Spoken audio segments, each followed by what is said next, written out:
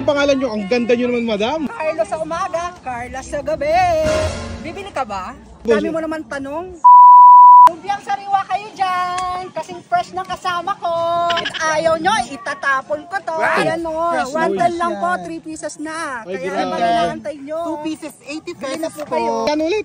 110 lang po sa 3 pieces natin. 110, tapos ito And then 2 pieces, 80 pesos. Ay, grabe. Iwang sariwa. Ano po naman ng sariwa? Fresh ubod po talaga siya. And then yung sauce po niya, init po yan. Anong pangalan ng ano nyo, ng tindahan nyo, madam? KKK Veranda. Anong oras po kayo nagbubukas dito? Alas 3 po ng hapon. Alas 3 ng hanggang hapon. alas 10 ng gabi. Hanggang alas 10. Dabilan Carmona. Kayo yung bago ngayon dito sa dulo ng Dabilan. Yan guys, sa dulo ng Dabilan, meron dito mga bagong kainan. Ayan, oh. Katulad ito, may cheese corn. Ito sila yung pinakadulo. Anong number nyo po dito? Number 84. Number 84. Yan sila, madam. Anong pangalan? K&K Fresh Lumpia. Ayan, puntahan nyo. Madam, titikman po namin yung itong 85 nyo po.